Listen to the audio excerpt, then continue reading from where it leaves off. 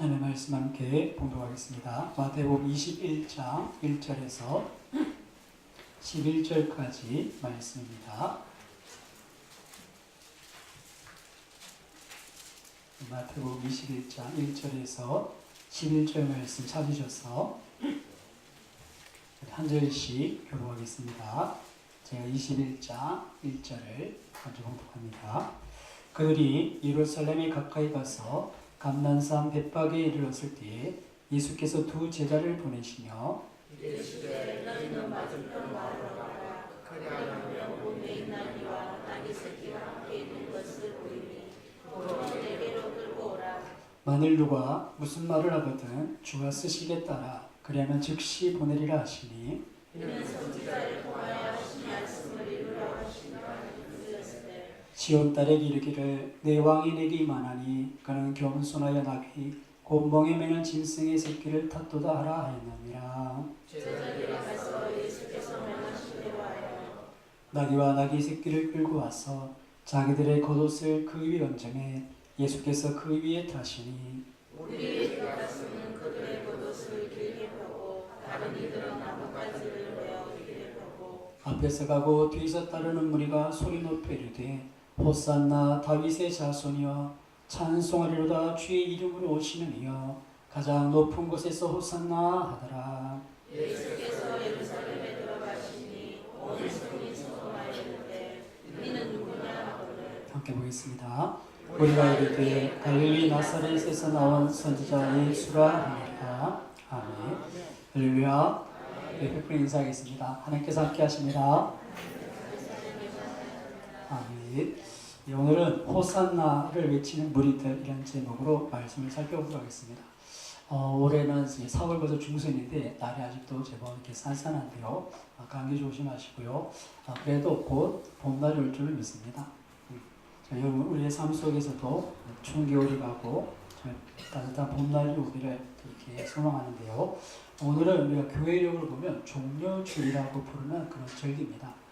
이 종려주일은 방금 말씀을 읽은 것처럼 예수님께서 예루살렘에 십자가 지러 이렇게 올라가셨을 때 많은 무리들이 예수님을 환영하면서 호산나 그리고 그 가시는 길에 종려나무 가지를 꺾어 길을 만들었던 그 전통에서 유래된 그런 절기입니다. 그리고 이 종려주일 시작으로 이 한 주간은 고난주간이라고 부르고 다음 주일은 부활절로 우리가 지키게 됩니다. 우리 교회 교회력에 있어서 가장 중요한 절기는 부활절입니다. 성탄절 우리가 참 중요하게 있고 또 연말을 맞아서 새로운 의미를 부여해서 우리가 더 크게 지키지만 예수님께서 이 땅에 오심이 큰 기쁨의 소식이 되는 것도 그분께서 우리 위해서 십자가를 죽으시고 부활하셨기 때문에 그분의 오심이 복된 소식인 줄 믿습니다. 부활하셨기 때문에 예수님이 땅에 오신 것이 의미가 있는 것입니다. 그런 면에 있어서 기독교의 가장 큰 명절은 부활절이라고 할 수 있는데요. 그러나 이 부활절 앞서 우리가 이렇게 고난주간을 이렇게 갖게 되는데 이 고난주간이 우리 신앙에 있어서 매우 중요하고 또 고난주간이 신앙에 매우 유익하다는 것을 이렇게 기억했으면 합니다. 예수님의 십자가를 깊이 묵상하는 이것은 우리 신앙과 영적인 생활에 굉장히 큰 유익을 줍니다. 여러분 공부를 잘하는 사람도 평소에 공부를 하지만 시험 기간이 되면 어떻게 하겠습니까? 집중력을 발휘하죠. 그래서 밤을 새기도 하고 시험을 위해서 이렇게 집중하는 그런 모습을 볼 수 있는데요.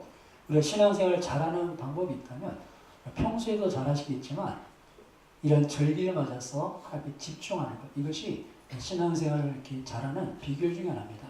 한번 따라해 보겠습니다. 고난주간 십자가 앞에 한 발짝 더 가까이. 평소에 우리가 주님을 찾았던 그 모습에서 한 발짝 더 나아가는 그런 절기가 될 수 있기를 주님의 이름으로 축원합니다. 우리 십자가를 떼어놓은 그리스도인의 삶은 생각할 수 없습니다. 반면에 그 십자가가 우리 가운데 깊이 새겨지면 우리 인생은 정말 그 어떤 삶도 이겨낼 수 있는 그런 큰 힘을 갖게 된다는 것을 이렇게 볼 수 있는데요. 저도 개인적으로 이 한 주간 동안에 이렇게 좀 시간을 정해서 이렇게 좀 금식하면서 하나님께 좀 집중하려는 그런 마음을 가지고 있는데요. 여러분들도 그렇게 하나님 앞에 십자가 앞에 더 가까이면 고난 주간을 이렇게 맞았으면 좋겠습니다. 그리고 그런 고난 주간을 여러분이 준비하시고 또 진행하실 때 오늘 본문의 말씀을 통해서 제가 여러분들에게 한 가지 묵상거리, 정말 이 고난 주간을 우리가 돌아보면서 우리 삶에 화두를 하나 이렇게 던져드리고 싶은데요. 그게 바로 오늘 본문의 제목과 같습니다. 호산나를 외쳤던 그 무리들. 나는 지금 주님 앞에 호산나를 부를 때 어떤 마음으로 부르고 어떤 마음으로 주님 앞에 나가는가. 이것을 한번 깊이 돌아보는 그런 한 주간이 되었으면 하는데요. 오늘 본문은 예루살렘 입성의 사건을 다루고 있습니다. 예수님께서 십자가를 지시기 위해서 예루살렘 올라가고 많은 사람들은 3년여 동안의 예수님의 사역들을 보고는 잔뜩 기대하고 있습니다. 이제 예수님께서 예루살렘 성에 들어가서 로마 정부를 물리치고 우리에게 독립을 가져다 주지 않을까. 메시아가 아닌가. 하나님의 나라를 가지고 우리의 왕 참된 임금이 아니신가. 그런 기대로 이게 가슴이 부풀어 있습니다. 왜냐하면 이미 나라를 잃어버린 지가 주전 586년에 예루살렘 성이 파괴되고 그렇게 유대인들이 온 땅에 흩어져서 나그네로 살던 시절이 벌써 500여 시간이 지났습니다. 물론 한 100여 년 전에, 한 160년 전에 마카비 혁명을 통해서 하스몬 왕조가 들어서고 한 100년 동안 짧게 그 자치권을 인정받았던 독립이라면 독립이라 할 수 있는 그런 시기를 맞게 됩니다. 그리고 그런 시기에 헬라가 무너지고 나라가 이렇게 분열되고 로마로 통일되기 전까지 이 세력들이 이렇게 나뉘어져 있음을 통해서 이 팔레스틴 지역에 잠깐의 평화가 깃듭니다. 그래서 마카베오서 같은 성경 외경을 보면 이 하스몬 왕조의 시대가 시몬의 시대가 굉장히 이렇게 평화로운 시대다. 정말 메시아의 시대와 같았다. 그렇게 기록되어 있는 것을 볼 수 있습니다.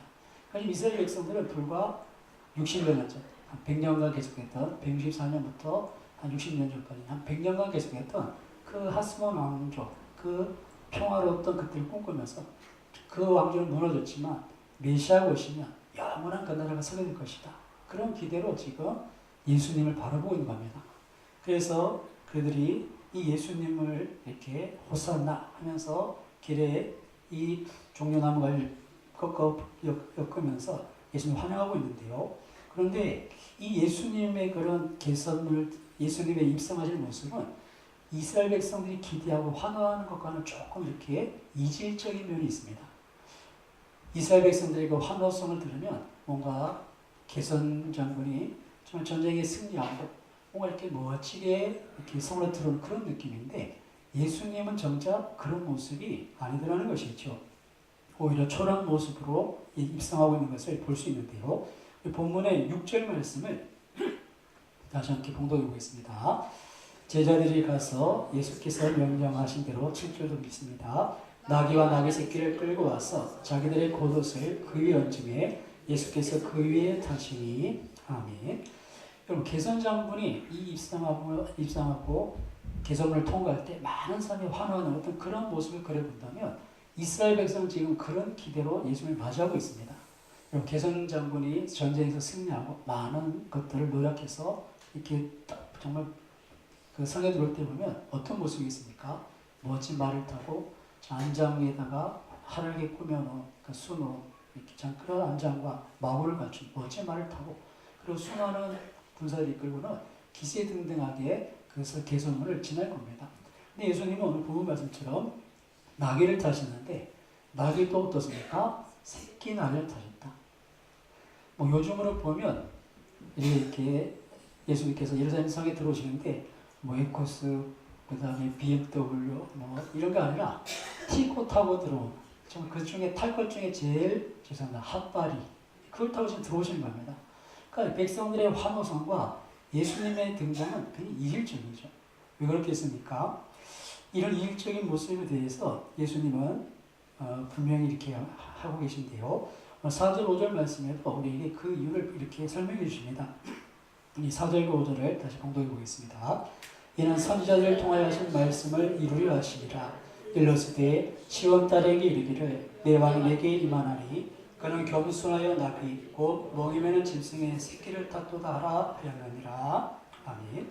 이 말씀은 보시면 이런 성경에 보시면 기억이라고 이렇게 4절 5절 앞에 써 있는 게 보이시나요?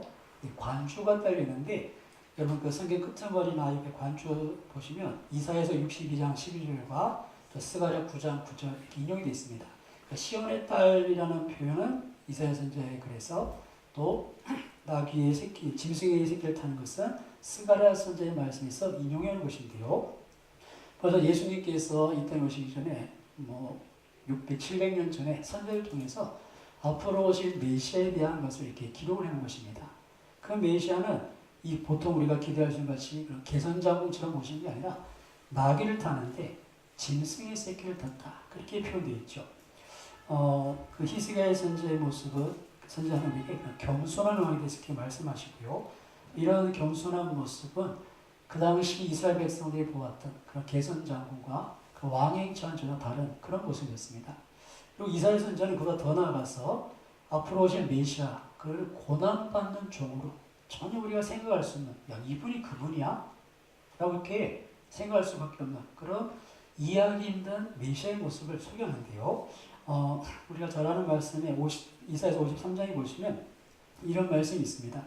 그는 주 앞에서 자라나기를 연한 순 같고 마른 땅에서 나온 뿌리 같아서 고운 모양도 없고 풍채도 없은즉 우리가 보기에 흠벌만 아름다운 것이 없도다. 그러면서 그가 찔림은 그가 채찍에 맞음으로 그가 징계를 받음으로 우리가 나음을 입었다. 우리가 우리를 구원하시기 위해서 앞으로 오실 메시아는 이런 고난받는 종처럼 오실 것이다. 그렇게 예언된 모습을 우리가 볼 수 있습니다. 예수님은 이런 예언을 따라서 이 땅에 오셨고 그리고 예루살렘에 짐승의 새끼, 닭의 새끼를 타고 예수님께서 예루살렘에 입성하신 겁니다. 이처럼 예수님께서 입성하신 것은 우리를 우리 죄에서 구원하시기 위해서 그분의 탄생 때 천사를 통해 말씀하셨던 것 같이 저희 백성을 저희 죄에서 구원하시기 위해서 자기 백성을 저희 죄에서 구원하시기 위해서 오신 분이다 하는 것을 우리가 이렇게 알 수 있는 그런 대목이기도 합니다. 지금 이스라엘 백성들이 예수를 맞으면서 외쳤던 호산나라는 이 단어는 구약 시편에서 인용된 단어인데요. 시편 118편 25절을 한번 잠시 보겠습니다. 시편 118편 25절 한번 보시면 이 호산나라는 단어가 구약에서 어떻게